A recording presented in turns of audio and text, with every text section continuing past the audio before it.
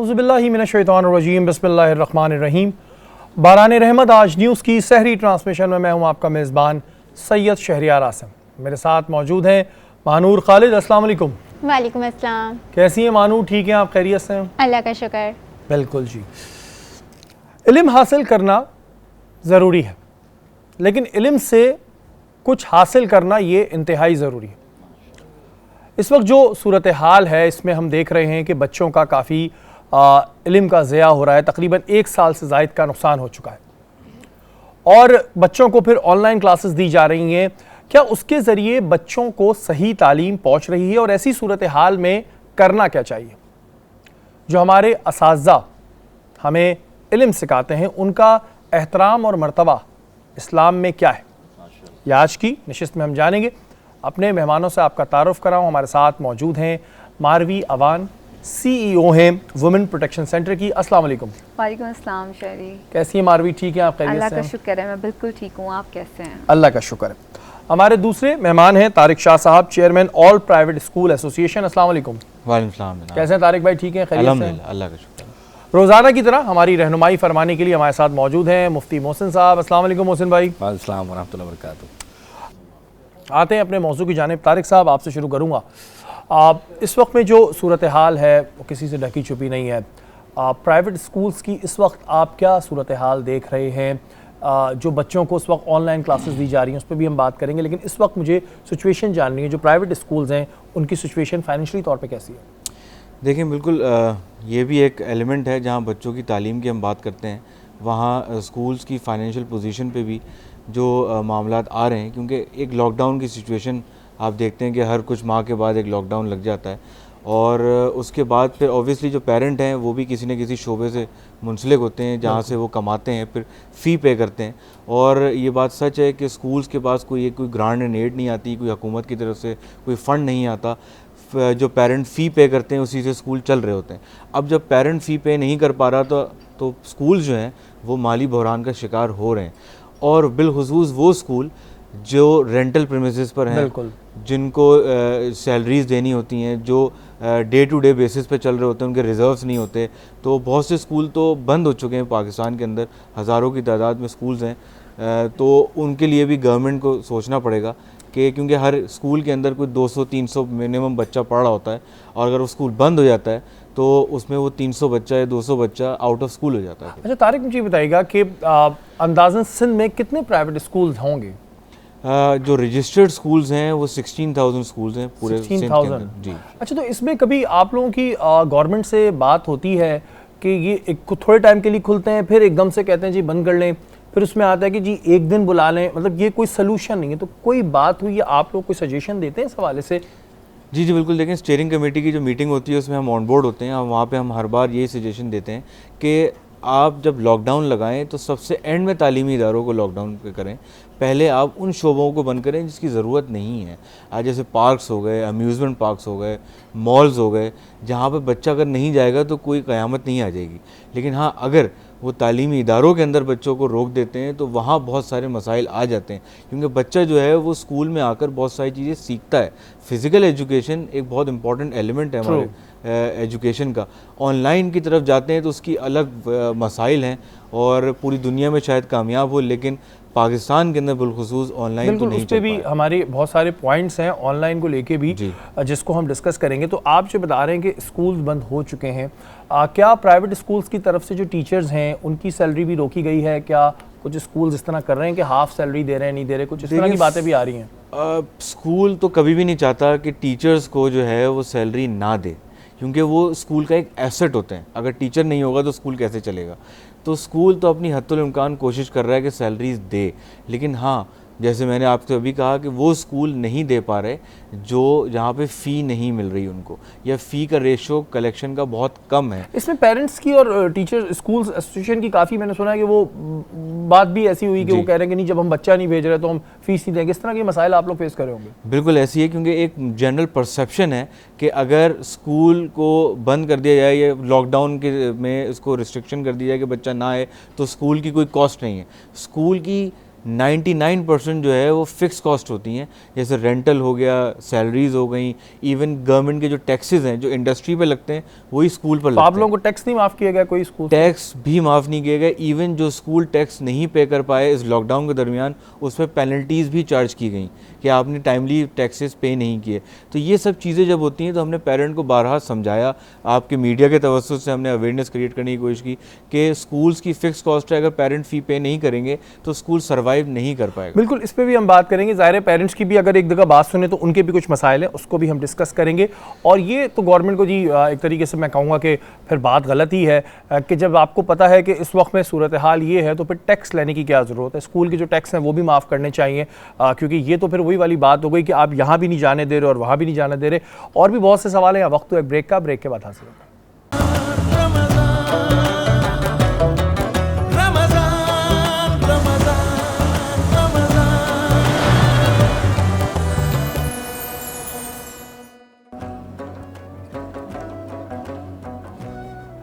बारान रहमत आज न्यूज़ की सहरी ट्रांसमिशन में एक बार फिर आपको खुशामदीद कहते हैं। मारवी हमारे साथ मौजूद हैं। मारवी, सबसे पहले तो बहुत बहुत मुबारक हो आपको, अभी आपकी शादी हुई है नई, उसके लिए सबसे पहले आपको बहुत सारी मुबारकबाद, बहुत शुक्रिया, बहुत सारी दुआएं आपके लिए। अल्लाह ताला आपको आपकी ये शादी जो है इसी तरह कामयाब चले और आपको खुशियां नसीब फरमाए। आमीन सुमा आमीन।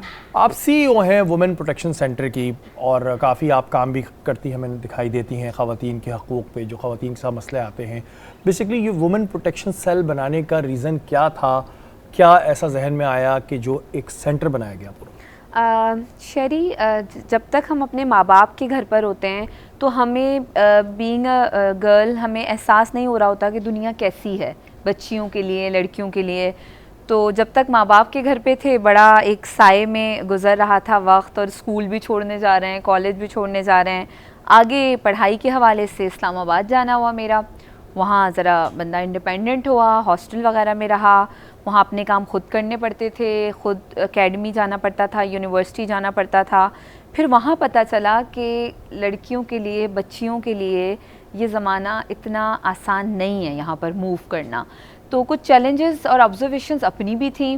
फिर मेरे साथ पूरे पाकिस्तान से लड़कियाँ रहती थीं, गिलगित से, क्वेटिया से, because Islamabad is the capital of Pakistan. फिर उन बच्चियों, उन बहनों के मसले सुनने का भी मौका मिला कि अच्छा जी ये मसला है, ये मसला है। फिर कुछ वाक़यात हुए थे वहीं पर ही, कुछ हमारी कुलीग्स के साथ रहती थीं, फेलोज़। तो समझ नहीं आता था कि वो जाए किधर। फिर उसको डर भी होता था, पुलिस स्टेशन चली गई तो अम्मा अब्बा कहेंगे मैंने तो आपको पढ़ाई के लिए भेजा था, आप वहाँ कैसे पहुँच गई। अच्छा, डर की वजह से रिपोर्ट नहीं करती थी। तो इस तरह हमने ये महसूस किया कि जो हरास करने वाले हैं, तंग करने वाले हैं, छेड़ने वाले हैं, उनके हौसले तो बुलंद होते जा रहे हैं। फिर ये आइडिया जब इस तरह आया कि औरतों के लिए, बच्चियों के लिए हमारी अपनी ही जो लॉ इन्फोर्समेंट एजेंसी है, सिंध पुलिस है, उसके अंदर ही एक ऐसी स्पेस क्रिएट की जाए कि ख़वातीन आके कम से कम बात कर पाएँ, कम से कम रिपोर्ट कर पाएँ।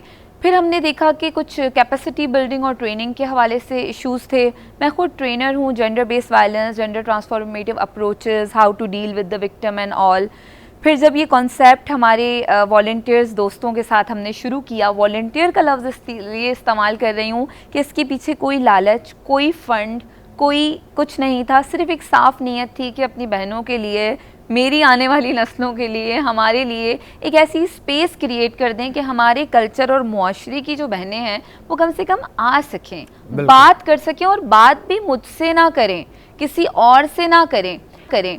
लॉ इन्फोर्समेंट एजेंसी के अंदर ही उनके जैसी बहनें बैठी हुई हैं, उनसे बात करें। अच्छा, हमारे यहाँ जो आपने खुद इस चीज़ की तरफ पॉइंट आउट किया कि लोग पुलिस स्टेशन जाते हुए डरते हैं, ख़ास तौर पे ख़वातीन बड़ा अनसेफ फील करती हैं। बहरहाल अब क्योंकि मैं तो काम करता हूँ, मुझे पता है वो चेंजेस आ गई हैं, लेकिन अभी कितनी ज़रूरत है हमारी उन बहनों को जो कहीं ना कहीं किसी मुश्किल का शिकार होती हैं कि हम उनको कन्विंस करें कि जी ठीक है, थाने आपके लिए बनाए गए हैं, उसके लिए क्या प्लान्स हैं? शरी, हम तो इनकरेज करते रहते हैं क्योंकि हमें पता है कि आप जस्टिस के लिए आवाज़ उठाओगे, आप आगे बढ़ोगे, आप अपने हक के लिए बात करोगे, तो आप अब तो सोशल मीडिया है, बहुत हम लोग हैं, मीडिया है, सब साथ खड़ी हो जाती है।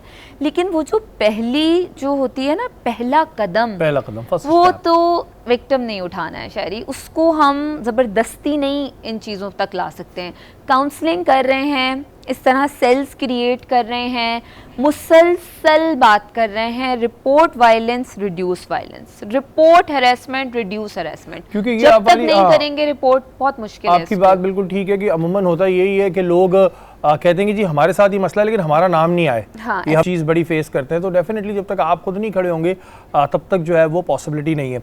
मारवी, एक इशू और बहुत मैंने देखा है इस वक्त में कि सोशल मीडिया के इस्तेमाल की वजह से बहुत से ऐसे केसेस हमारे सामने भी आए हैं कि लड़कियों को बरगला लिया, फिर उनको जो है किडनैप कर लिया। आपके प्रोटेक्शन सेंटर में तो बहुत आते होंगे ऐसे केसेस? हाँ बिल्कुल आते हैं, और अभी रिसेंटली कोविड के टाइम में हमने देखा कि जब शायद हमारी बच्चियां ज़्यादा फारिग हो गई या ज़्यादा उन्होंने इस तरह की चीज़ें, ड्रामे जिसमें बहुत ज़्यादा रोमांस और बहुत ज़्यादा एक शहज़ादा आएगा घोड़े पे, जो फैंटेसी वर्ल्ड दिखाया गया है उसकी तरफ मुतवज्जा हो रही थी। उसके अलावा एक जो कम्युनिकेशन गैप पेरेंट्स और बच्चियों के दरमियान है, बच्चों के दरमियान भी, मैं बच्चों की भी बात यहाँ करूँगी, सारा जोर हम बच्चियों के ऊपर नहीं डालेंगे, क्योंकि जब भी इस तरह की कोई चीज़ें होती हैं कि अगर कोई बच्ची घर छोड़ देती है या कोई दो लोग कहीं चले जाते हैं या किसी बेवकूफ़ियाँ कर देते हैं, तो दो लोग साथ कर रहे हैं, दोनों की काउंसलिंग होना बराबर है। माँ बाप को भी दोनों को बराबर तरीके से सही तरबियत देनी है। तो यहाँ पर हम देख रहे हैं जो केसेस आ रहे हैं शायरी, उसमें हम यही देख रहे हैं कि बहुत सारे एंगल्स हैं, बहुत सारे एंगल्स हैं। घर की सख्ती भी उसमें कभी कभी इन नताइज का हो जाता है, ये नताइज का सबब बन जाती है। उसके अलावा सोशल मीडिया का गलत इस्तेमाल भी इन नताइज का सबब बन जाता है। उसके अलावा जो हम अपनी बच्चियों को जो बचपन से ही कह रहे होते हैं ना, बेटा आपने तो शादी करनी है, आपने पढ़ के क्या करना है, बेटा आपने तो शादी करनी है, आपने ये करके क्या करना है, तो हम उनको ना उनकी जो होता है ना फेट हम डिसाइड कर लेते हैं। अच्छा मारवी, क्योंकि आप इस चीज़ में आपका काफ़ी एक्सपीरियंस है, जो मेरा अब तक का तज्जिया है उसमें मैंने ये देखा है कि बहुत से मसाइल इस वजह से भी आते हैं कि हम ख़ास तौर पे मैं लड़कियों की बात करूँगा कि अगर उनके साथ कोई भी मिसहैप हो जाता है किसी भी तरह का, तो वो अपने पेरेंट्स से, ख़ास तौर पे अपने वालिद से बात करते हुए बड़ा डरती हैं। ऐसा है? बिल्कुल ऐसा है, और अक्सर जब बच्चियां आ रही होती हैं हमारे पास शायरी, बात कर रही होती हैं, शेयर कर रही होती हैं, तो पहले यही बात होती है जी घर पे पता ना चले, अब्बा को पता चल जाएगा, भाई को पता चल जाएगा, जी हम सैयद फैमिली में से हैं, हम इस फैमिली में से हैं, हम जी बलोच फैमिली में से हैं, या हम जो है पठान फैमिली में से हैं, या हमारा कल्चर ये है, ऐसे है, या XYZ जो भी है, जी हमारे घर वाले नाराज़ हो जाएंगे, या हमारे जो है, या जो रूरल एरिया से बच्चियां अक्सर सिंध के डिफरेंट इलाकों से हमसे कांटेक्ट कर रही होती हैं, उनका भी यही होता है कि जी हमारे घर वालों को, हमारे भाइयों को पता चलेगा तो हमारे लिए, तो ये इसको तो मैं कम्युनिकेशन गैप कहती हूँ, क्योंकि वो बात नहीं कर पा रही हैं। डर आप बिठाएं, इतना डर बिठाएं कि बस बच्चे को गलत और सही बता पाएं, क्योंकि हम चौकीदारी नहीं कर सकते अपने बच्चों की हर वक्त, हमने उनको गलत सही बता देना है। कल हैं हम नहीं हैं इस दुनिया में, कल हमारे बच्चों को आगे बढ़ना है, उनकी शादियां होनी है, उन्होंने अपनी ज़िंदगियां अपने बच्चों को लेके आगे बढ़ना है, हमने उनको गलत सही बताना है और इस तरह बताना है कि वो अपनी ज़िंदगी में उसको प्रैक्टिस करें। हमने उनको इस तरह माशरे से बिल्कुल डरा भी नहीं देना, और हमने ये भी नहीं कहना कि जी हमें ऐसी कोई बात पता चली तो हम घर पे बिठा देंगे। ये बिल्कुल जी, ये एक बात जो मारवी ने की है, ये क्योंकि हम भी जब इस तरह की कोई चीज़ देखते हैं तो हम यही तज्जिया करते हैं कि ये जो पेरेंट्स हैं उनको ये चाहिए, ठीक है मैं ये नहीं कह रहा कि आप एक बहुत आज़ादी दे दें और मतलब चेक एंड बैलेंस ना रखें, लेकिन एटलीस्ट आपके बच्चों के साथ एक फ्रेंडली इन्वायरमेंट होना चाहिए, क्योंकि बच्चा आपका है, आपने उसको पैदा किया, पाला पोसा, बड़ा किया बहुत मुश्किलात के बाद। लेकिन अगर खुदा न खास्ता उसके साथ कोई मसला होता है तो उसके जहन में ये डर क्यों आता है कि मैं अपने बाप को नहीं बताती, भाई को नहीं बताती, इनफैक्ट शौहर को नहीं बताती। ये वो तमाम रिश्ते हैं जिनका मैंने जिक्र किया है, बाप भाई शौहर, जो एक तरीके से सेफ्टी की अलामत है, तो फिर यही क्यों फियर बन जाते हैं, ये एक अहम सवाल है। शहरी सुसाइड के भी वाकयात इसी वजह से हो रहे होते हैं कि डर होता है घर वालों का कि अगर इनको पता चल गया तो इनका रिएक्शन ना जाने क्या होगा, बेहतर है अपनी ज़िंदगी ख़त्म कर ली। बिल्कुल जी। तारिक, मैंने आपसे ब्रेक से पहले एक बात की थी और आपने भी कहा था कि जो गैर ज़रूरी जगहें हैं उनको बंद किया जाए, जिसमें एक मॉल्स का जिक्र भी आया था। ज़ाहिर मॉल्स में भी बहुत से वर्कर्स काम कर रहे होते हैं और सपोज़ उनको भी अगर निकाला जाता है, इस सिचुएशन में कई जगहों पे हमने पेरेंट्स को भी देखा है कि वो भी बेचारे बेरोज़गार हो गए। ऐसी सूरत हाल में फ़ीस पे कैसे करें, और ऐसी सूरत हाल में जो प्राइवेट स्कूल्स हैं उन्होंने क्या आसानी दी है? देखिए बिल्कुल, जब पेंडेमिक स्टार्ट हुआ था तो हमने अप्रैल के मंथ से जो है वो 20% फ़ी को रिड्यूस कर दिया था फॉर 6 मंथ्स, और ये वॉलंटरीली स्कूल्स ने खुद से डिसाइड किया था और अनाउंस किया था। इवन हमने बल्कि ये भी प्रेस कॉन्फ्रेंस करके अनाउंस किया था कि इस पेंडेमिक की वजह से अगर किसी के फादर्स की डेथ हो गई है तो वो बच्चा throughout the matric class वो फ्री पढ़ेगा प्राइवेट स्कूल्स के अंदर। ये हमने रिलैक्सेशन दी हैं, लेकिन ये रिलैक्सेशन हम कुछ हद तक दे सकते हैं, लेकिन इसके अंदर रियासत को, इस पे गवर्नमेंट को अपना पार्ट प्ले करना पड़ेगा कि स्कूल्स विदाउट फ़ी चल नहीं सकते, पेरेंट फ़ी पे कर नहीं सकते। तो इस गैप को गवर्नमेंट को फिल करना था कि वो आती गवर्नमेंट और फंड फराहम करती प्राइवेट स्कूल्स को, एड्स देती, ग्रांट्स देती कि भाई आप जो है ना स्कूल चलाएं, आपको हम ग्रांट देंगे, आप बच्चों को पढ़ाएं, इनका तालीमी सिलसिला ख़त्म नहीं होना चाहिए इस फ़ी की वजह से कम। बिल्कुल, लेकिन उन्होंने तो टैक्स भी माफ़ नहीं किया आप लोगों को। एग्जैक्टली। अच्छा तारिक, एक इशू और बहुत मैंने भी सुना है, आप किसी स्कूल का नाम लिए बगैर उसको मुझे कि मैं गलत हूँ तो बताइएगा, कि एक दिन खोलने की इजाज़त का कुछ है कि आप एक दिन बच्चे को बुला सकते हैं। मेरे पास कुछ स्कूल से ऐसी कंप्लेन भी आई कि जी हमने एक दिन स्कूल खोला तो वो गवर्नमेंट के कुछ लोग आ गए और उसके बाद उन्होंने कहा कि नहीं ठीक है, ये आपने गलत किया, ये तो नोटिफिकेशन में ये लिखा नहीं, और उसके बाद उनसे पैसे भी ले लिए। इस तरह की चीज़ें सुनने में आ रही, किसी का नाम कोड करने की जरूरत नहीं, ऐसा है? ठीक, बिल्कुल हो रहा होगा, गवर्नमेंट से के बहुत सारे इदारे हैं, कोई ना कोई ने तो ये काम कर ही दिया होगा। तो एक दिन आना अलाउ है बच्चों को? एक दिन आना अलाउड है वो, लेकिन for collection of assignments, for submission of assignments, इस तरह की इंटरेक्शन के लिए स्कूल में बच्चों के, ताकि अगर कोई समझ में नहीं आ रहा उनको कोई असाइनमेंट तो वो टीचर से आके समझ सकें। लेकिन इसके अंदर गवर्नमेंट की कोऑर्डिनेशन नज़र नहीं आती। हमने ये देखा है कि लॉकडाउन के दौरान अगर ये परमिशन हमें मिलती हैं तो assistant commissioners, deputy commissioners, even law enforcement agencies, उन तक ये न्यूज़ नहीं होती, तो वो आके फोर्सफुली कहते हैं, उन्हें खुद नहीं पता होता कि क्या लेटर निकला है। एग्जैक्टली। और उनको अगर आप लेटर दिखाएं तो वो कहते हैं आप होम डिपार्टमेंट का लेटर दिखाएं, हम नहीं जानते एजुकेशन डिपार्टमेंट का लेटर।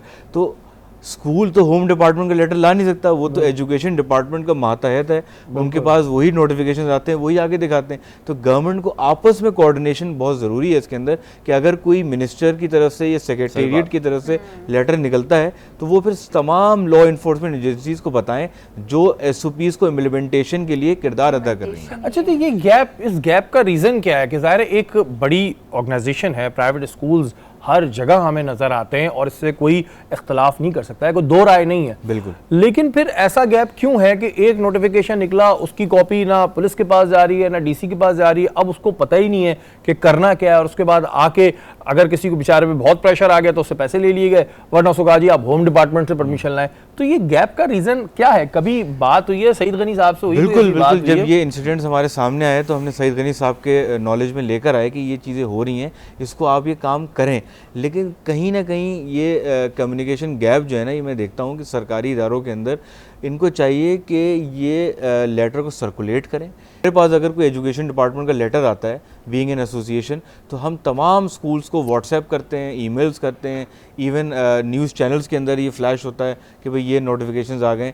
तो गवर्नमेंट के इदारों के अंदर भी कोई मैकेनिज़्म होना चाहिए कि एक आम सिपाही के पास वो नोटिफिकेशन पहुंच जाए। ट्रू, ये बिल्कुल एक ठीक बात है, क्योंकि मुझे भी बड़ा अफसोस होता है कि जी एक लेटर निकल आया है लेकिन उसका किसी को पता ही नहीं है। अब जाहिर है एक स्कूल है, वो बेचारा अपनी रेंट की बिल्डिंग लेके बैठा है, वो अपने तौर पे कोशिश कर रहा है कि ठीक है जी बच्चों को तालीम भी दे दें और फिर जाहिर है अर्निंग भी कर दे, लेकिन कोई भी आ जाता है। और ऐसी मेरे पास बहुत कंप्लेंट्स आ रही थी, लेकिन कोई रमज़ान चल रहा है तो उस पर काम भी नहीं कर पा रहे और आके फिर प्रेशर किया जाता है। इस बारे में हमारी गवर्नमेंट को ज़रूर सोचना चाहिए। वक्त तो एक ब्रेक का, ब्रेक के बाद हाजिर होता है।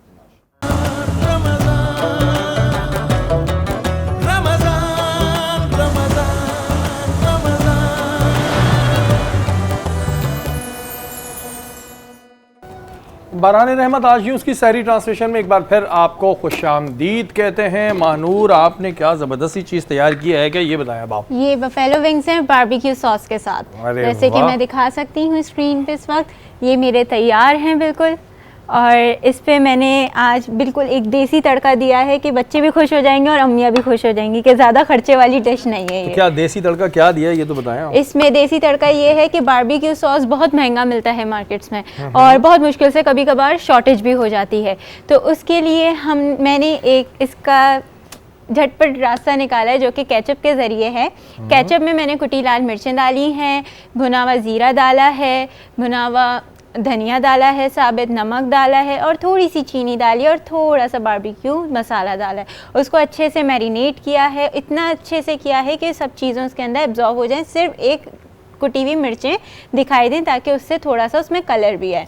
तो ये हमारा सॉस था। और जो हमारी चिकन की मैरिनेशन थी वो ये थी कि उसमें मैंने बारबेक्यू सॉस और अदरक लहसुन का पेस्ट और दही उसको अच्छे से मिला के, और जैसे कि हमेशा मैं कहती हूँ कि मसाले यानी कि कुटी लाल मिर्चें और नमक हस्बे जायका अपने हिसाब से कीजिए। हाँ, अगर उसमें थोड़ा ऑरेंज कलर देना है तो आप उसमें हल्दी यूज़ कर सकते हैं, यहाँ पर फूड कलर भी यूज़ कर सकते हैं, वो आप पे डिपेंड करता है। तो ये मेरी डिश तैयार है इन सब रेसिपीज़ के साथ। ये इनकी किफ़ायत शारी है जी, इन्होंने घर में ही बना दिया तो पैसे भी बचा लिए इन्होंने। और अभी ये ड्रिंक बनाने जा रही है। मैं पहले बता दूंगा, अगर ड्रिंक अच्छी ना बने तो इसमें इनकी गलती नहीं है, क्योंकि मैं काफ़ी देर से खरबूजे खा रहा था और ये मना कर रही थी कि मत खाएं। अब आप बताएं बना क्या रही हैं। चले, मैंने क्लियर कर दिया। Thank you. हाँ जो मैं ड्रिंक में आज जो बना रही हूँ वो खरबूजे का शेक है। जैसे कि आजकल गर्मी और खरबूजे बहुत मज़े के और लजीज आए हुए हैं आजकल मार्केट में, तो मैंने सोचा कि उसी का ही शेक बना लिया जाए। तो मैंने आज खरबूजे का शेक बना रही हूँ, जिसमें मैं खरबूजा और चीनी, वही मैं बोलूँगी कि आप पे डिपेंड करता है कितनी आप लेना चाहें। मैं शुगर सिरप यूज़ करती हूँ, ये भी आप घर में बना सकते हैं। पानी में शुगर डालें और अच्छे से उसको थोड़ी देर पका लें तो वो मेल्ट हो जाएगी। ये आपका शुगर सिरप तैयार हो जाएगा घर ही में, बाहर से लेने की कोई ज़रूरत नहीं। किफ़ायत शारी बिल्कुल आप इस्तेमाल कीजिए। इसके अलावा मैं कंडेंस मिल्क इसमें यूज़ करूँगी और ऑलपर्स की क्रीम और ऑलपर्स का दूध इस्तेमाल करूँगी। बिल्कुल जी। और मरहबा गुलबहार के यहाँ पर आप देख रहे हैं कि हमारे पास जो है वो ड्रिंक भी पड़ी हुई है और बिल्कुल इसके स्पॉन्सर भी हैं हमारे। और बात हो रही है आज कि इस्लाम में तालीम का हसूल के बारे में क्या कहा जाता है। उससे पहले हमारी एक बात ये भी हुई थी असातिज़ा के हवाले से। मोहसिन भाई हमारे साथ मौजूद हैं। मोहसिन भाई, उस्ताद का एक बड़ा दर्जा है, बड़ा रुतबा है। तालीम के हसूल के बारे में इस्लाम क्या कहता है? अच्छा, बिस्मिल्लाहिर्रहमानिर्रहीम। क़ालल्लाहु तआला फ़िल क़ुरानिल मजीद, इक़रा बिस्मि रब्बिकल लज़ी ख़लक़, आमनतु बिल्लाहि सदक़ल्लाहुल अज़ीम। इल्म या जिसे आप तालीम कहते हैं, उर्फ़ आम में इल्म के माने होता है जानना, जिसे नॉलेज हम कहते हैं। और इल्म नाफ़े वो इल्म है जो इंसान को कामयाबी की तरफ ले जाता है। और अगर इस्लाम की आप बात करें तो इस्लाम की सबसे पहली वही जो अल्लाह के रसूल सल्लल्लाहु अलैहि वसल्लम पर उतरी, वो इक़रा की लक़ब से उतरी कि अल्लाह के रसूल सल्लल्लाहु अलैहि वसल्लम गार हिरा में जिब्रील अमी आते हैं और फरमाते इक़रा बिस्मि रब्बिकल लज़ी ख़लक़, अपने रब के नाम से पढ़िए जिसने पूरे कायनात की तख्लीक़ फरमाई। तो आज सारी बात यह है कि इल्म वो दौलत है जिसके ज़रिए इंसान अल्लाह ताला की ज़ात व सिफ़ात को समझता है। और अल्लाह ताला ने क़ुरान हकीम फ़ुरक़ान हमीद में फरमाया फ़स्अलू अहल ज़िक्र इन कुंतुम ला तालमून, तुम पूछो अहले ज़िक्र से अगर तुम्हें इल्म नहीं है। यानी अगर आपको इल्म नहीं आता तो फिर भाई उस्ताद वाली बात आ गई कि आप किसी ऐसे से पूछें जिसने इल्म सीखा है, जिसने इल्म की शान को समझा है। और फिर इल्म के बारे में अल्लाह के रसूल सल्लल्लाहु अलैहि वसल्लम आते हैं, तलबुल इल्म फरीदतुन अला कुल्ली मुस्लिम। इल्म का हासिल करना सिर्फ मर्द के लिए नहीं है, बल्कि मर्द हो, औरत हो, बच्चा हो, बच्ची हो, तमाम मुसलमानों पर इल्म का हासिल करना फ़र्ज़ है। अच्छा, जो असातिज़ा हैं जो हमें इल्म सिखाते हैं, हमारी रहनुमाई करते हैं, इनके बारे में क्या हुक्म है? अच्छा, बिल्कुल पहले अगर इस पर बात करते हैं तो फिर देखिए असातिज़ा के बारे में कुरान हकीम फ़ुरक़ान हमीद की शान और अल्लाह के रसूल सल्लल्लाहु अलैहि वसल्लम ने जो फरमाया, मैं आपके सामने एक हदीस रखता हूँ। वो फरमाते हैं फ़द्लुल आलमी अलल आबिदी कफ़द्लि अला अदनाकुम। एक आलिम जो इल्म हासिल करता है उसकी फ़जीलत हज़ारों आबिदों पर, यानी कि इबादत गुजार समझते हैं ना, जो नमाज भी पढ़ता हो, रुकू भी करता हो, सजदा भी करता हो, उसे आबिद कहते हैं। आलिम जिसने इल्म सीखा हो। तो अल्लाह के फरमाते हैं कि आलिम की फ़जीलत आबिदों पर ऐसी है जैसे मेरी फ़जीलत एक अदना उम्मती पर होती है। अब आप सोचिए, सिर्फ जो इल्म हासिल कर रहा है, फिर हुज़ूर ने फरमाया कि इल्म हासिल कर कर पढ़ाने वाले की शान क्या है। सिर्फ यही नहीं है कि यही शान हो, बल्कि अल्लाह के रसूल फरमाते हैं कि जो आसमान पर हैं यानी फ़रिश्ते, जो ज़मीन पे हैं जितनी मखलूक़ात है, और यहाँ तक के हत्ता अल्लाह के फरमाते हैं अमलतुन की जो चूंटियाँ हैं ना बिलों के अंदर, वो और जो मछलियाँ हैं पानी में, तमाम उसके लिए दुआएं करती हैं कि या अल्लाह ये तेरा बंदा लोगों को इल्म दीन दे रहा है और खैर सिखा रहा है। अच्छा, ये एक इतना बड़ा मर्तबा है और इस्लाम के हवाले से भी अगर आपने बताया, लेकिन अब ज़रा दूसरे पहलू देखते हैं। दूसरा पहलू कि मैं बहुत से ऐसे स्कूल्स हैं, ख़ास तौर पे सरकारी स्कूल हैं, जहाँ पर मैं देखता हूँ कि जब असातिज़ा सीखने जाते हैं तो उनसे स्कूल में झाड़ू लगवाई जाती है, अपने पर्सनल काम किए जाते हैं, और ये बात कोई हम हवा में नहीं बोल रहे, हम हकीकतन टीवी पे दिखा चुके हैं। और फिर असातिज़ा जो हैं बच्चों पर कई दफ़ा तशद्दुद, ऐसी बहुत सी वीडियोज़ हैं, तशद्दुद करते हैं। तो फिर उस वक्त असातिज़ा के लिए क्या हुक्म है और ऐसे असातिज़ा के बारे में क्या करें? बहुत अच्छा सवाल किया। देखिए, और ये इतना प्यारा सवाल है, उसका जवाब भी सुन लीजिए कि कोई शख्स इल्म इसलिए हासिल करे कि अपनी ज़रूरियात को पूरा करना, अपने मकासद को पूरा करना। तो अल्लाह के रसूल की हदीस है और प्यारी हदीस है कि अल्लाह ने फरमाया वो शख्स जो इसलिए इल्म हासिल कर रहा है कि अपने मकासद पूरे करो, अपनी ज़िंदगी को बेहतर बनाने के लिए, या कोई भी उसका मकसद है, फरमाया वो जन्नत की खुशबू भी नहीं पा सकता। अस्तगफुरुल्लाह। जन्नत तो जाना दूर की बात है, जिस जन्नत में जाने के भाई वहाँ शहद की नहरें हैं, वहाँ बहुत दूध की नहरें हैं, वहाँ पर बागात हैं, सब कुछ हैं, वो तो देखना दूर की बात है, वो खुशबू भी नहीं पाएगा जो इसलिए इल्म सीखेगा। अब आप सोचिए कि जब वो इल्म सीखकर अपनी ज़ात और अपनी यानी मार रहा है, कूट रहा है, मकसद क्या है कि अपनी इजारादारी का करना, या अपने जो उसकी जो जहन के अंदर जो दबाव है और शिकार है, तो वो वहाँ पर आकर निकाल रहा है। तो आप याद रखिएगा कि ऐसा शख्स जन्नत की खुशबू भी नहीं पाएगा। और दूसरी बात कि ये जुल्म कर रहे हैं मजलूम पर, ये पढ़ा नहीं रहा, ये तो जालिम है। और मोहसिन भाई, उसमें कई दफ़ा जब हम कभी डिबेट करते हैं तो वो कहते हैं कि जी असातिज़ा जो होता है उसका रुतबा वालिद से बड़ा होता है। ठीक है, बिल्कुल ठीक है, लेकिन इसका मकसद ये तो नहीं है ना कि जाओ भाई मेरे घर का सौदा लेकर आओ, जाओ, और फिर वो कहते हैं कि ये जो खिदमत कर रहा है इसका उसको सवाब मिल रहा है। नहीं, ऐसी कई दफ़ा मैंने एग्जाम्पल सुनी है। देखें, बात ये है कि उस्ताद की खिदमत करने का तो सवाब है, लेकिन ये भी नहीं कि उस्ताद अल्लाह माफ़ फरमाए दे कसाई या जल्लाद बन जाए कि जो वो जो काम, असल मकसद क्या है उसका असल मकसद क्या है? तालीम और तदरीस देना। अब वो उस मकसद से हटकर अपने निजी कामों की तरफ उसे लगा दे तो क्या अल्लाह नहीं पकड़ेगा? अल्लाह ताला फरमा रहा क्या है? अल्लाह फरमा रहा है कि जो तुम काम अपनी ज़िंदगी में कर रहे हो, वही बात आ गई कि तुमने ये काम किसकी मकसद के लिए किया, अपने मकसद के लिए किया या अल्लाह की रज़ा के लिए किया? अच्छा मोहसिन भाई, एक चीज़ और होती है कि हमारा दीन इस्लाम बहुत प्यारा मज़हब है और बच्चों से हुज़ूर पाक सल्लल्लाहु अलैहि वसल्लम ने शफ़क़त फरमाई, उनके सर पे हाथ फेरा, बच्चों से प्यार करना, बच्चों को मुस्कुरा के देखना भी एक इबादत के ज़मरे में आता है। हमने ऐसा सुना है कि जो बच्चे कुरान पाक की तालीम ले रहे होते हैं और उनको किसी जगह पे मारा जाए तो उधर दोज़ख की आग नहीं लगेगी। और इसमें फिर ये भी होता है कि कई जगहों पे ऐसी वीडियोस भी आई हैं कि बहुत बुरी तरह तशद्दुद किया जा रहा है, इसको ज़रा डिफ़ाइन करें। अच्छा, इससे क्या मुराद है ये भी तो समझ लीजिए कि भाई अगर उस्ताद ज़र्ब मारे ना तो वहाँ पर अल्लाह के रसूल ने फरमाया कि दोज़ख की आग उस जगह पर हराम है। मुराद मफ़हूम ये है कि वो दोज़ख की आग जो है उस जगह को नहीं छुएगी जहाँ उस्ताद की मार लगी। लेकिन क्यों मार लगी है? इसलिए नहीं मार लगी कि वो अपनी फ्रस्ट्रेशन निकालने के लिए मार रहा हो, बल्कि इसलिए कि वो इल्म दीन या दीन की या कोई भी इल्म जो इंसान की नफ़ा के लिए था वो सिखाने के लिए। अब मारने से मुराद ये भी नहीं है कि मार मार के लहूलान कर दे या ऐसी चीजें सुन लें, या मार मार के पूरे उसके यानी कि कमर पे जो तोड़ दे या कमर पे नील के निशान पड़ दे, ये मारना नहीं है। असल मारने से मुराद के कि ऐसी ज़रब के बच्चा डर जाए। और अगर आप ये कह रहे हैं कि कोई कारी अज़ा कर रहा है या मदरसे का कारी साथ कर रहा है तो इस्लाम से इसका तो कोई ताल्लुक नहीं, इसका अपना फेल है। और अगर स्कूल में भी ऐसा हो रहा है तब भी कोई भी उस्ताद हो, चाहे मदरसे का उस्ताद हो, चाहे स्कूल का उस्ताद हो या किसी यूनिवर्सिटी का उस्ताद हो, अगर वो ऐसा जुल्म करता है तो यकीन माने इस्लाम इसकी क़तअन इजाज़त नहीं देता। ये फेल गुनाह है और ऐसा गुनाह है कि अल्लाह ताला इसको दुनिया ही पकड़ेगा और आखिरत में पकड़ेगा। बिल्कुल जी, ऐसा है। और ये सवाल इस वजह से पूछा गया क्योंकि हम ये चीज़ें देखते हैं।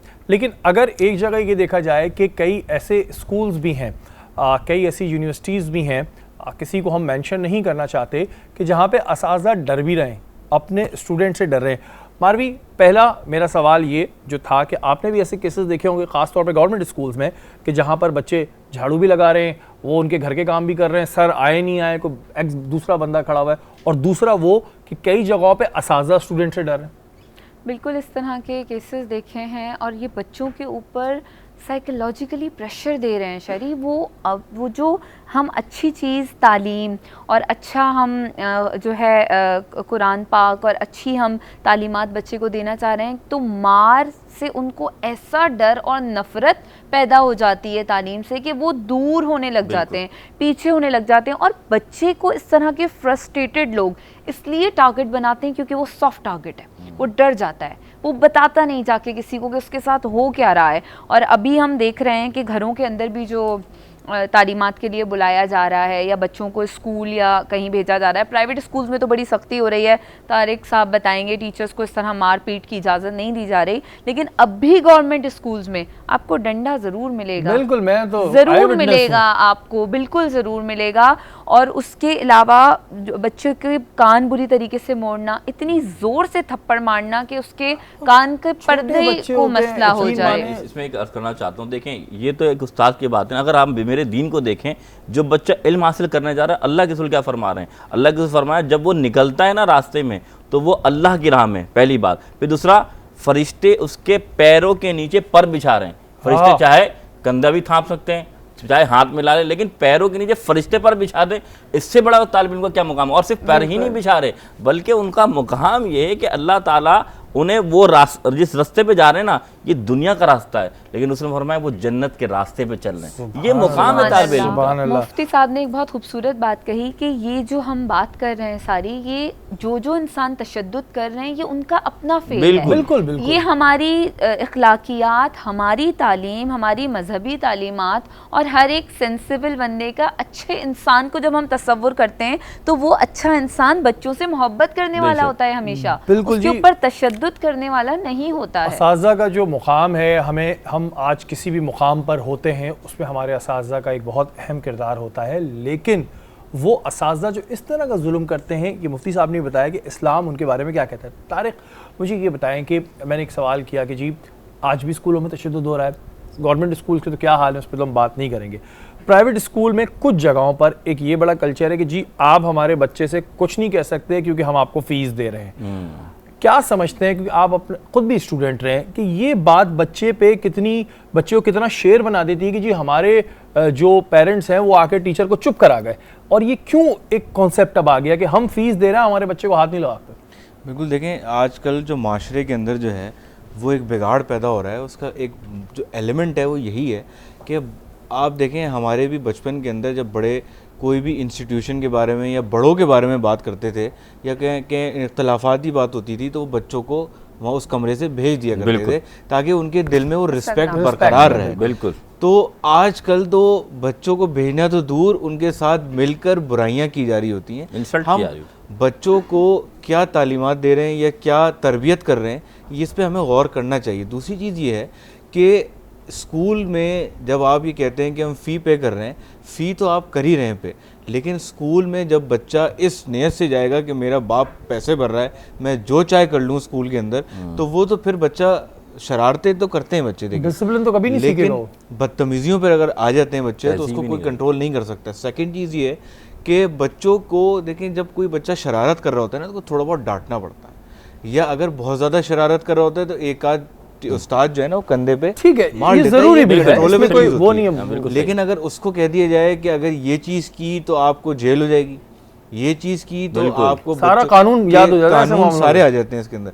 तो अब वो बच्चे को पता है मैं कुछ भी कर लूँ, मुझे टीचर ने सिर्फ हल्का सा हाथ नहीं लगाया तो मैं अपने पेरेंट को बुला लूँगा, मैं कंप्लेन कर दूंगा पुलिस में, तो उसकी वजह से वो बच्चा सवा शेर हो जाता है। ये बात जो तारिक ने की है बिल्कुल ठीक की, और मैं आपको यकीन माने इस वक्त जितने पेरेंट्स देख रहे हैं इस वक्त ये प्रोग्राम, मैं उनको बताना चाहता हूँ कि देखें ठीक है, अगर आपको लगे कि तशद्दुद बढ़ गया है जिसमें आपके बच्चों के नील आ जाए या कोई और ऐसा नुकसान हो तो बिल्कुल आवाज़ उठाएं, क्योंकि ये राइट नहीं है, लेकिन अपने बच्चे को इतना शेर ना बनाएं क्योंकि इसमें उसी की भलाई है।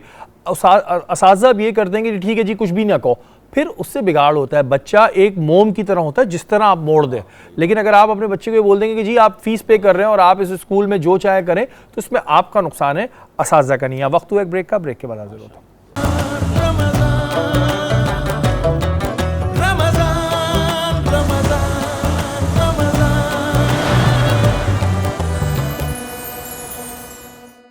और हमारा सहरी का दस्तरखान जो है इस वक्त जारी है। मारवी, कैसा लगा जो मानूर ने डिश बनाई थी, कैसी लगी आपको? बहुत मज़े की, और मैं महानूर से कहती कि बड़े अच्छे से जूसी से बनाए हैं बफेलो Thank विंग्स, you. और बहुत मज़ा आ रहा है मुझे तो seriously. Thank you Thank so much. जी तारिक भाई, ये माशाल्लाह बहुत अच्छा टेस्टी है, और मैं यही कह रहा था भी कि ये वाला शेक मैंने पहली दफ़ा पिया ज़िंदगी में और बड़ा अच्छा लगा, और लाइट सा बड़ा अच्छा था। और मोहसिन भाई की तो बात ये ना, इनसे पूछो ये तो कहते हैं अच्छा ही है, लेकिन ये बनाती अच्छा है, मैं मजाक से हटके। मोहसिन भाई वैसे जो इतने दिन से खाने बना रही हैं, कैसे लग रहे हैं आप? नहीं अल्हम्दुलिल्लाह, रोज़ के इसमें खाने कोई- वाले हैं ना। तो नहीं, हकीकतन मैं फिर भी कहूँगा कि अल्हम्दुलिल्लाह जितने भी शेफ़ यहाँ आए हैं तो सभी अच्छा बनाते हैं, और ये बहन भी जो बना रही है इसमें कोई शक नहीं। अच्छा, बहुत आपकी अच्छा बेगम ज़्यादा अच्छा खाना बनाती हैं ये? ये आपने जनरल बहुत सवाल tricky है। सवाल महानूर किया। वर्सेस बेगम। हाँ, ऐसी एक सवाल जहन में आया तो मैंने कहा पूछ लूँ, माशाल्लाह। कौन असल ज़्यादा में अच्छा बनाता है? मेरी बेगम दिल्ली वाली हैं, और दिल्ली वाले ना उनका कोई मारूफ मुकाबला हैं नहीं है। खाने बनाने में। मैं भी तो दिल्ली माशाल्लाह वाली मेरी बेगम बहुत अच्छा ओह, बनाती ये तो सुन ले मुफ्ती साहब, मैं भी दिल्ली वाली हूँ। असल में मैं ज़्यादा वहाँ खाना खाता हूँ ना, इसलिए मुझे ज़्यादा पता है। मोहसिन भाई ने कहा यहाँ तो 30 दिन की बात है, वहाँ पूरी जिंदगी का सवाल है, तो निपटाएं। अच्छा, मुझे ये बताएं मारवी, बचपन कैसा रहा आपका? कितनी शरारती थी? अब तो आप बड़े मतलब सीरियस मोड में हैं और बड़ा अच्छा काम भी कर रही हैं। बचपन आपका कैसा था? कितनी शरारतें करती थी आप? शहरी, मैं बहुत ज़्यादा शरारती थी, और मैं बस ये कि अच्छी वाली शरारतें करते थे हम। ये भी बड़ा ज़रूरी होता है बच्चों को बताएं कि जी ऐसी शरारत करें जिससे किसी को नुकसान ना हो। बिल्कुल। तो हमारे दिमाग में हमेशा ये होता था कि जी ऐसी शरारत करनी है जिससे किसी से नुकसान ना हो। और मेरा छोटा भाई मुझसे 1.5 साल ही छोटा था, तो मैं थी, नाम उसका आता था, और मैं बड़े मज़े से कहती थी, मैं यूं कर देती थी बस। ये तो पुराना है, ये तो ओह, बहनों को तो पिटाई मारी नहीं उसकी पड़ती। होती थी। ये हम लोगों की तो वो कमरों आज पे तक निशान शिकायत है। करता है शानी मुझसे कि तुम्हारी वजह से मैंने बड़ी मार खाई अम्मा अब्बा की। तो ये होता था। बाकी बस मुझे ऐसे महसूस होता है कि हमारे अम्मा अब्बा ने हमसे बात बहुत की है। हम बैठे रहते थे रातों को, हमारी महफिलें होती थी अब्बा के साथ, और वो हमें इस्लाम की प्यारी प्यारी बातें माशाल्लाह, बताए जाते थे, माशाल्लाह, अपनी माशाल्लाह। ज़िंदगी के एक्सपीरियंस इतना माशाल्लाह। ओपनली बताते थे कि उन्होंने बहुत कैसे अच्छी बात है। स्ट्रगल की है, क्या देखा, किस सिचुएशन में क्या किया। अम्मा का भी ऐसे होता था, जब बैठती थी तो अपने किस्से, और तो मेरे ख्याल से यहाँ से सीखने को बड़ा मिला कि मतलब- उनकी जो जिंदगी थी तो बिल्कुल। उससे तो मेरे ख्याल से शरारतों का दौर इतना कोई लंबा नहीं रहा, मेच्योरिटी थोड़ा जल्दी आ गई, उसमें एहसास भी था जो अम्मा अब्बा पैदा करते पढ़ाई में रहे। कैसी थी आप? ये बताइए। पढ़ाई में मैं हमेशा बहुत अच्छी रही हूँ। बहुत अच्छी बहुत थी। अच्छी रही पहली हूँ बेंच पे हमेशा। बैठना, सारा काम कंप्लीट, हाँ, बैग मैं एकदम नीट एंड मुझे अगर क्लीन। थोड़ा पीछे बिठा दें तो मैं तो रोना शुरू कर देती थी कि मेरे और सब हमें कुछ आगे जुल्म बिठा हो दे गया तो है। रोना शुरू कर देते थे। हमें गलती से आगे बिठाते तो हमारे आंसू बहने लगते थे। अच्छा तारिक भाई, आप मुझे वैसे बड़े ऐसे लग रहे हैं कि बड़े मासूम से इंसान होते हैं ना, बड़े स्कूल में इतनी शरारतें ना करना या बचपन में इतनी ना करना, हकीकत क्या है? माशाल्लाह। लोग मुझे थोड़े मासूम किया से है लग रहे हैं। वैसे लेक्चर है, इसमें शक नहीं। हमारी भी वही शरारतें थी जो एक आम जो बच्चों की होती हैं उस एज में, लेकिन हाँ बहुत ज़्यादा डिस्टर्बेंस एलिमेंट नहीं था हमारे उसमें। और एक क्योंकि ज़्यादातर जो है बचपन से बड़ों में बैठना हुआ, दादी के साथ, अब्बू के साथ, तो वो चीज़ें जो सिखाते रहते थे कि भाई बच्चों को इस तरह होना चाहिए, इस तरह, तो वो बचपन से जो है ना वो बड़ों की सोबत में रहने का एक फ़ायदा हुआ। तो शरारतों का मौका नहीं मिला। मौका कम मिला, लेकिन इतनी थी कि लोगों को अच्छी लगती थी, क्योंकि आजकल थोड़ा एलिमेंट थोड़ा शहरी, डिफरेंट हो हमारी गया। शरारतें पता है कैसे होती थी? घंटी बजा के भाग जाना, हाँ, हाँ। इस तरह ऐसी की, होती है। या तो सबने दरवाजा की है। बजा के भाग जाना, किसी की चीज और यहाँ जो से फ्लैट वहाँ में उठा रहते थे ना, देना। जो लोग फ्लैट में रहते थे वो पानी की थैली भर के फेंकते थे। मेरे बच्चों का पुराना पता नहीं क्या शौक था, हमने भी हम किया लोग अक्सर होटल्स में जाते थे तो डू नॉट डिस्टर्ब को चेंज कर देते थे, क्लीन द रूम। तो यानी ऐसी होती थी हमारी शरारतें। अब जरा ना लेवल बढ़ गया है अब शरारतों जरा का। टेक्नोलॉजी बढ़ गई ना। टेक्नोलॉजी। अच्छा मोहसिन भाई, आप तो ऐसे नहीं होंगे, आप मासूम से होंगे। नहीं अल्हम्दुलिल्लाह, मकसद कि मैं इतना नहीं था, लेकिन ये तो थोड़ी बहुत शरारतें की हैं, लेकिन मुझे याद नहीं पड़ता कि मैंने आम तौर पे ज़्यादा शरारत की, क्योंकि ज़्यादातर दोस्त यार भी दीनदार रहे बचपन से, तो वो दीनी माहौल रहा। तो आपने कभी घंटी बजा के नहीं भागे? नहीं, घंटी बजा के नहीं कभी भागा। पानी की थैली नहीं फेंकी? नहीं कभी। हाँ, ये पिट्ठू गरम बच्चों में खेला है, वो तो गेम है, हाँ, लेकिन वो तो सबने खेला है। बस इसके अलावा कोई ऐसी शरारत नजर नहीं है। मानूर, आप तो वैसे अभी तक बच्ची हैं, आप कैसी थी बचपन में, ये बताएं। मैं बेइंतहा शरारती। बेइंतहा में क्या शरारतें थी? कभी कोई ऐसी शरारत जिस पे मार पड़ी हो, कुछ हो याद है? मार तो आप तो इकलौती हैं, आपको तो पड़ी भी नहीं होगी। नहीं पड़ी, पड़ी है? लड़के को मारा था और बचपन में। बेचारा। देख ले इससे भाई, बड़ी कोई शरारत हो नहीं सकती है। कहते हैं कि लड़के जुल्म कर रहे होते हैं, यहाँ पे बहुत बहुत बहुत उल्टा हुआ है। अच्छा, हमारी जिंदगी में जब हम पढ़ रहे होते हैं, कोई ना कोई एक ऐसा टीचर जरूर रहता है जो हमें याद रहता है, जो हम जब छोटे होते हैं तब स्पेशली। बिल्कुल ऐसा ही। कोई ऐसा टीचर मारवी याद हो यार, अब शायद मुलाकात भी ना हो लेकिन शायद देख रहे हो आपको। बिल्कुल याद है। यहाँ पर मैं, मेरी उर्दू की टीचर थी मिस जाहिदा, उनको मैं बहुत खूबसूरत अल्फाज में याद करना चाहूँगी। उन्होंने मुझे ज़िंदगी में आगे बढ़ने का मौका दिया। शायरी मुझसे प्ले वगैरह ऐसे करवाए उर्दू के कि मुझे अल्फाज भी बोलने नहीं आते थे। और उनकी प्लेज़ में ये सबसे बेहतरीन बात होती थी कि जैसे कश्मीर इशू उठा लिया, इस तरह के इशूज़ उठा लिए कि बहुत जल्दी लर्निंग भी हो गई थी। तो हमेशा मैं याद करती हूँ उनको कि उन्होंने ये जो कॉन्फिडेंस है, ये जो कुछ कर दिखाने का जो जज्बा है, और किसी चीज़ को, क्योंकि आपको जब कैरेक्टर मिलता है ना शायरी, आप उसको महसूस करते हो। और टीचर्स का बड़ा रोल होता है, बहुत बड़ा रोल होता है। और अक्सर ऐसे होता था कि सब बड़ा एहतजाजन खड़े हो जाते थे कि why Marvi all the time, क्योंकि मैं अच्छा करती थी या उनको लगता था कि ये अच्छा परफॉर्म कर पाएगी, तो वो मेरे लिए खड़ी होती थी। फिर वो बाकायदा कहती थी जी सबसे करवा लें, आप देखें कि इस बच्ची में है कुछ बात। तो उन्होंने जो मेरे लिए स्टैंड लिया, मैं उनको हमेशा याद करती हूँ। वो जहाँ भी रहें खुश रहें, आमीन, मेरी आमीन, बहुत आमीन। मोहब्बतें उनके साथ हैं। आमीन, और आमीन। अल्लाह ताला उनको तारिक खुश भाई, रखे। कोई टीचर?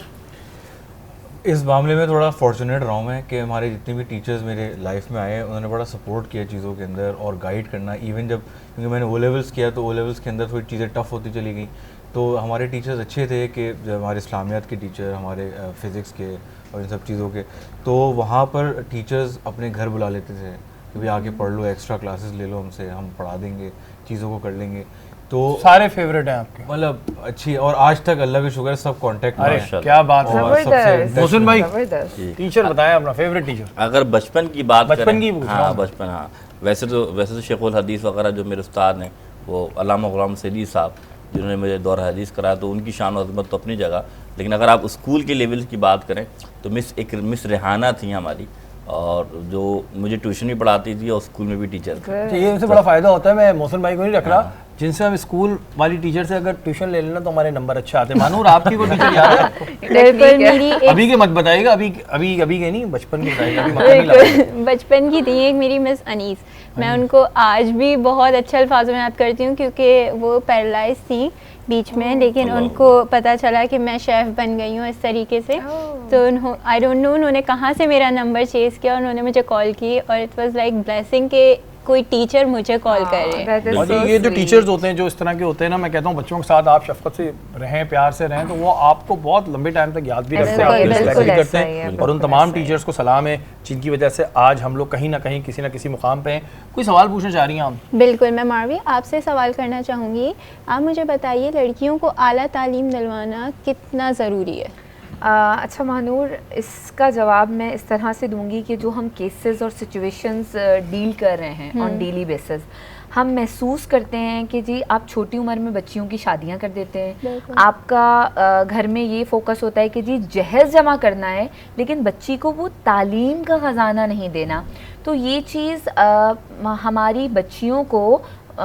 हमारी बच्चियों को अपाहिज कर देती है। मैं ये लफ्ज़ इस्तेमाल करूँगी क्योंकि जब उनके ऊपर बुरे हालात आते हैं, मुश्किलात आती हैं, या किसी तशद्दुद का सामना कर रही होती हैं, कोई अब्यूसिव रिलेशनशिप है, या खुदा ना खास्ता शौहर का इंतकाल हो जाता है, माशरे में ख़ुद बाहर के निकलना है, बच्चों के लिए काम करना है, तो वो फिर मफलूज ख़ुद को महसूस करती हैं। वो रोई हैं हमारे सामने कि काश हम पढ़ लेते, काश हम कुछ कर पाते।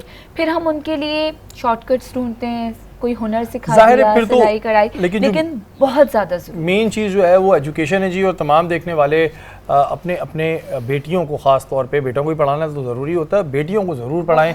आप इनके लिए जी जहेज़ का सामान जमा करते हैं या ये सोचते हैं मेन चीज़ है तालीम का ज़ेवर दे दें, उसके बाद यकीन माने किसी की ज़रूरत नहीं होगी, वो अपनी जंग, अपनी लड़ाई खुद लड़ लेंगी और बहुत सी चीज़ों से बच जाएंगी। वक्त तो एक ब्रेक का, ब्रेक के बाद हाजिर होते हैं।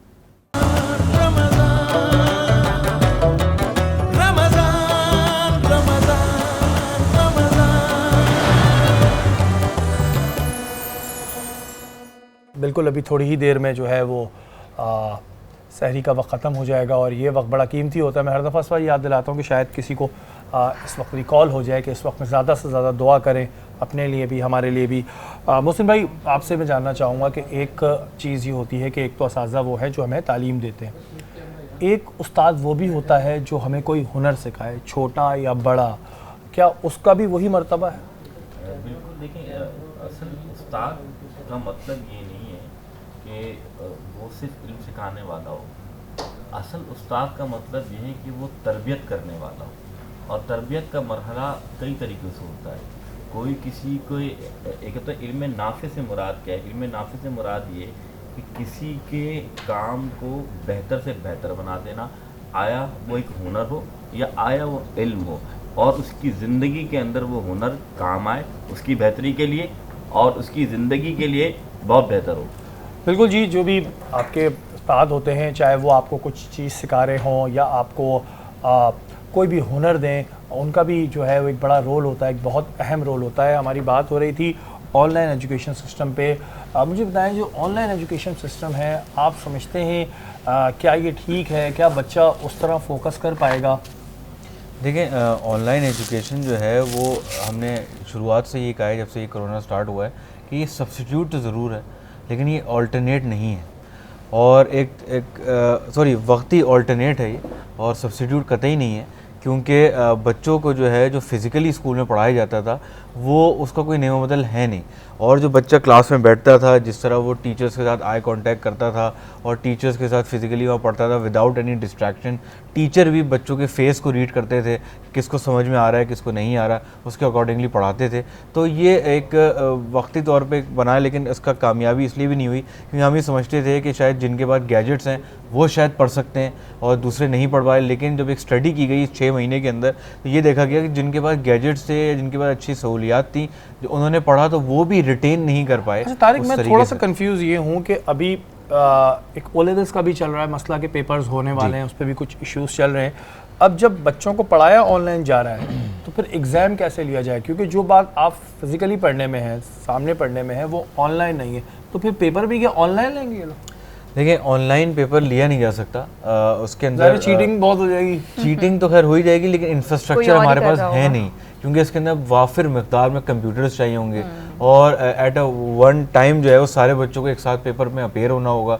ये एक बहुत मुश्किल काम है, और हमारे एग्ज़ाम्स जो हैं वो इस तरह के तरीके के आधार पे होते नहीं हैं कि वो ओपन बुक में काम कर सकें, अगर आप घर पे भी अलाउ कर देंगे तो इसके अंदर फ़िज़िकली एग्ज़ाम ज़रूरी है। लेकिन हाँ, फ़िज़िकल एग्ज़ाम्स को आसान बनाया जा सकता है। जैसे कि आप ये देखें, मैट्रिकुलेशन जो एग्ज़ाम्स हैं उनको आसान बनाया गया कि अब 50 MCQs आएंगे उसके अंदर, और जो 3 हैं वो शॉर्ट क्वेश्चन आंसर्स आएंगे, और 2 जो हैं वो लॉन्ग क्वेश्चन आंसर्स आएंगे।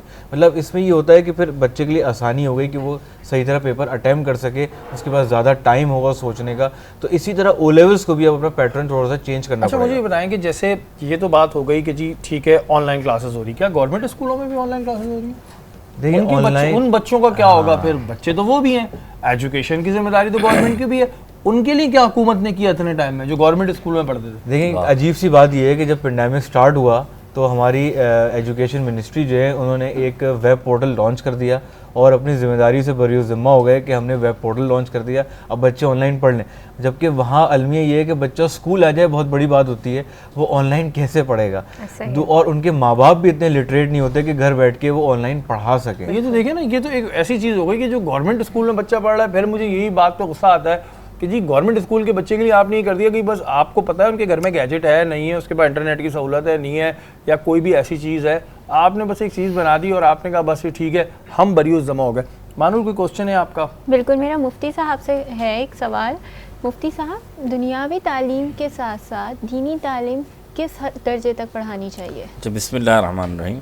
देखिए, मैंने सबसे पहले आपके सामने एक हदीस बयान फरमाई थी कि अल्लाह के रसूल सल्लल्लाहु अलैहि वसल्लम फरमाते हैं कि जो तलब इल्म है वो मुसलमान मर्द और औरत दोनों पे फ़र्ज़ है। और कितना फ़र्ज़ है कि जो यानी कि फ़र्ज़ी मसाइल हैं, कि नमाज के अहकाम हो, हज के अहकाम हो, रोज़े का अहकाम हो, हर मुसलमान को वो अहकाम जो फ़राइज़ के ज़िम्मे में आता है, वाजिबात के ज़िम्मे में आता है, उनका मानना या उनका सीखना दोनों के लिए लाज़िम मलज़ूम है, ताकि वो उखरवी ज़िंदगी जो आखिरत की ज़िंदगी है उसको बेहतर बनाने के लिए वो इल्म हासिल करके आगे बढ़ सके। लेकिन ज़रूरी नहीं है कि वो एक बहुत बड़ी मुफ्तिया बन जाएं, एक अगर खातून है या मुफ्ती बन जाएं।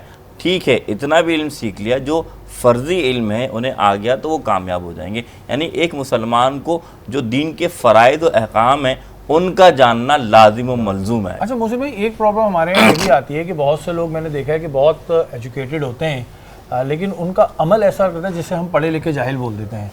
ये रीजंस क्या होते हैं? कहते हैं जी तालीम शऊर देता है, तालीम आपको अकल देता है, सोच देता है, लेकिन मैंने ऐसे कई एजुकेटेड लोग देखे हैं कि जिनकी कभी कभी ऐसी चीज़ें होती हैं, हम कहते हैं यार ये कहाँ से पढ़ा लिखा है। देखें, इल्म जो है ना वो अंबिया की विरासत है।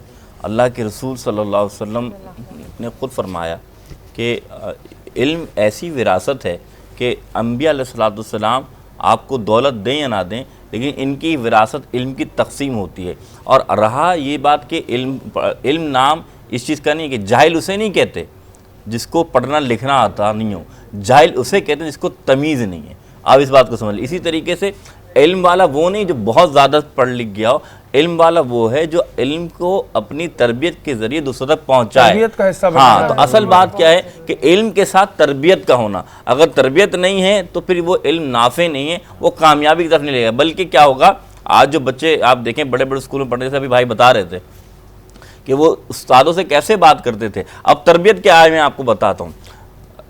बादशाह, बहुत बड़ा बादशाह, बल्कि अमीरुल मोमिनीन गुजरे हैं, उनका नाम था हारून रशीद। क्या नाम था?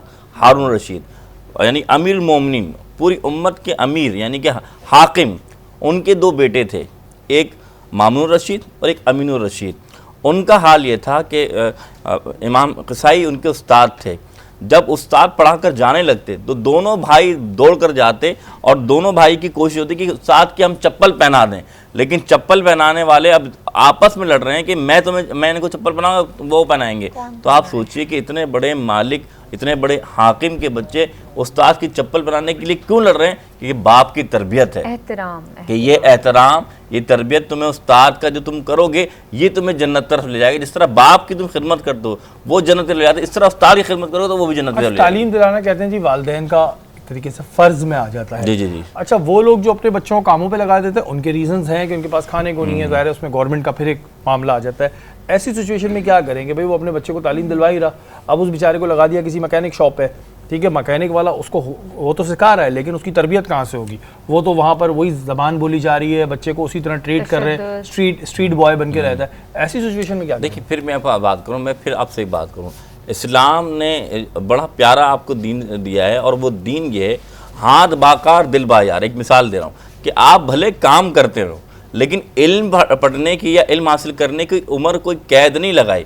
आप चाहे रात को पढ़ सकते हैं, आप चाहे कोई ऐसा वक्त निकाल सकते हैं, लेकिन पढ़ने वाले पर भी है। अब अल्लाह के रसूल ने क्यों फरमाया कि तुम्हें अगर इल्म हासिल करना पड़े, तो फिर क्या फरमाया कि तुम्हें चीन जाना पड़े तो तुम जाओ।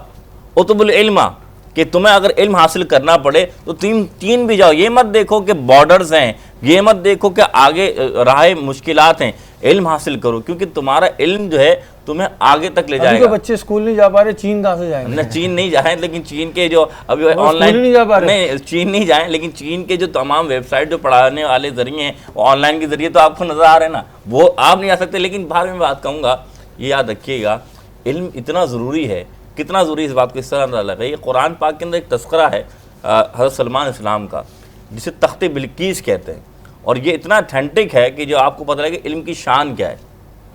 एक मलका थी, अपने बहुत बड़े, यानी कि आप समझ लीजिए कि उनका एक जो अहाता था हुकूमत का बहुत बड़ा था, तो वो हज़रत सलमान अलैहिस्सलाम के पास मिलने आ रही थी। तो हज़रत सलमान अलैहिस्सलाम वो हाकिम वक्त भी थे और नबी भी। तो आपने अपने तमाम रैया से कहा कि कौन है तख्ते बिल्कीस, यानी कि बल्कि बिल्कीस के आने से पहले वो तख्ते बिल्कीस लिया, और वो तख्त इतनी दूर था कि अगर हम और रोज़ाना की डिस्टेंस लगाएं तो 1 महीने लगता लाने में। अब कुरान क्या कहता है कि एक जिन खड़ा हुआ, उसने कहा कि ये महफिल, यानी अल्लाह ताला कुरान हाकिम में ये पूरा वाक़या बयान फरमा रहे हैं कि एक जिन खड़ा, उसने कहा 1 दिन से पहले मैं ये ले आऊँगा। दूसरा खड़ा हुआ, उसने कहा कि नहीं इससे भी पहले। यहाँ तक कि हर जिन ने कहा कि हज़रत आखिर वक्त में जो आखिर जो जिन था उसने कहा कि ये महफिल ख़त्म नहीं होगी, तख्ते बिल्कीस हाजिर हो जाएगा। आपने फरमाया हज़रत सलमान ने इससे भी पहले मुझे चाहिए। मैं आपको पहले सामने बता चुका हूँ कि 1 महीने का फासला है, लेकिन अब कितनी जल्दी कैसे कौन ला गया। फिर एक इंसान खड़ा हुआ, उसका नाम था आसिफ बिन बरखिया। वो खड़े होकर कहते हैं हज़रत आपके पलक के बाल झपकेंगे और पलक के बाल उठेंगे, तख्ते बिल्कीस हाजिर हो जाएगा। अब कुरान क्या कहता है, काना इंदहु इल्मुल किताब, उसके पास किताब का इल्म था कि 1 महीने जिसका रास्ता था वो किताब की इल्म से उसने वो तख्ते बिल्कीस को पलक झपकते ही ला दिया। तो इल्म ऐसी दौलत है कि आप हासिल करें तो गुमशुदा मिरास मोमिन का कहा गया है कि जब आप हासिल करेंगे अल्लाह भी मिलेगा, उसका रसूल भी मिलेगा। बेशक बेशक बेशक। मानवी, अभी जैसे मैंने मुफ्ती साहब से भी सवाल किया, हमारे यहाँ बहुत से ऐसे लोग होते हैं जो तालीम हासिल करने के बावजूद भी उस तरह का बिहेवियर नहीं रखते। एक तरीके से जोम में भी आ जाते हैं बहुत से लोग कि जी हम बहुत एजुकेटेड हैं, हम दूसरे से बात कैसे करेंगे, ये तो कुछ है ही नहीं। रीज़न्स क्या है? क्या हमें ये लगने लगता है कि हम बहुत कोई बड़ी चीज़ हो गए, हमने तालीम हासिल कर ली है, सामने वाला कुछ नहीं है? हाँ, ये जो देखिए हमारा जो माशरा है उसमें क्लास सिस्टम तो है, उसमें अपर क्लास भी है, लोअर भी है, मिडिल क्लास भी है, लोअर मिडिल भी है। अब हमें यहाँ अपने बच्चों को शुरू से लेके ही ये समझाना है कि ये सारे तबके मौजूद हैं, कैसे हम अपर क्लास में रहते हुए अपने उन जो मिडिल क्लास के लोग हैं उनका हाथ थामकर उनको ऊपर लेकर आना है। क्योंकि मुल्क तो कभी भी ऐसे तरक्की नहीं कर सकता कि हम आगे बढ़ते जाएं और उन तबकों को पीछे छोड़ दें। आप देखें अभी बाबरकत रमज़ान का महीना है, आप देखें फ़ितरा कैसे दिया जाता है, आप देखें कैसे लोग एक दूसरे की मदद कर रहे हैं। ये हमारी तालीमात है। तो हमारा मैसेज ही ये है, पीस का मैसेज, हमारा मैसेज ही ये है, ह्यूमैनिटी का मैसेज, कि हमारे जितने भी दूसरे जो कमज़ोर तबके हैं उनका हाथ पकड़ के हमें आगे बढ़ाकर लेकर आना है। और जो लोग इस तरह की सोच रखते हैं कि अपने आप को बहुत बदतर जो है अबतर समझते हैं और उन लोगों को बहुत बदतर समझते हैं जो कि तालीम नहीं हासिल कर पाए, तो ये उनकी सोच, ये उनकी तरबियत का कसूर है।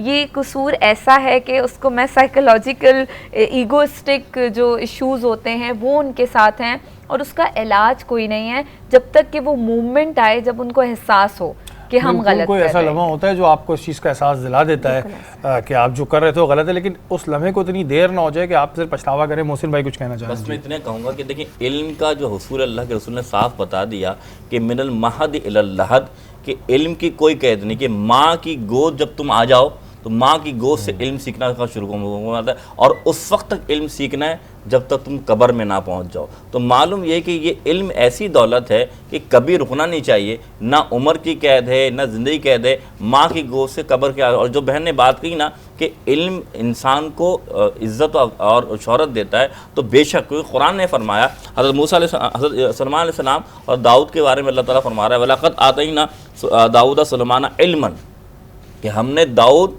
और सलमान को इल्म अता फरमाया। तो उन्होंने शुक्राने में अल्लाह की तारीफ़ की, तो अल्लाह ताला के ये तारीफ़ की कि अल्लाह तूने हमें मोमिनों पर जो है फजीलत बख्शी। तो मालूम ये चला, कुरान बता रहा है कि जब वो इल्म हासिल करता है तो अल्लाह ताला उसे फजीलत बख्शता है, इज़्ज़त बख्शता है। लेकिन ये याद रखिएगा, इज़्ज़त तो अल्लाह बख्श रहा है, लेकिन अल्लाह ताला जहाँ इज़्ज़त देता है वहाँ अल्लाह ताला छीन भी लेता है। इससे क्या मुराद है कि आप गुरूर तकब्बुर में ना आए। ये हुजूर की हदीस है, हुजूर फरमाते हैं, अल्लाह ताला फरमाता है हदीस कुदसी है कि तकब्बुर मेरी चादर है, जो मेरी चादर को छीने में उसकी गर्दन तोड़ देता हूँ।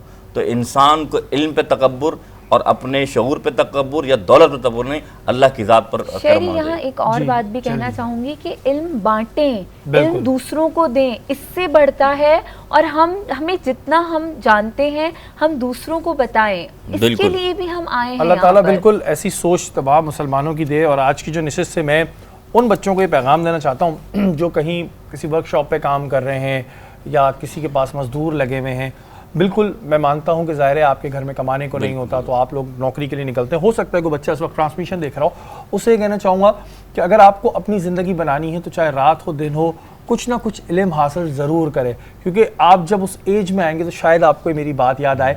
ये वक्त ऐसा था कि मैंने कहा आप बच्चों से ज़रूर शेयर करूं, तालीम हासिल करें, अपने असातिज़ा का एहतराम करें। और असातिज़ा को भी चाहिए कि जिस तरह हमारे पहले के असातिज़ा होते थे, अभी के भी बहुत अच्छे हैं, लेकिन बच्चों के साथ प्यार और खुलूस से पेश आएँ। आप दोनों मेहमानों का बहुत शुक्रिया कि आप हमारी नशिस्त में आए। मुझे और मानूर को इजाज़त दीजिए, हमारी नशरियात का वक्त ख़त्म हो गया है। इंशाअल्लाह कल दोबारा मुलाकात होगी। पाकिस्तान जिंदाबाद।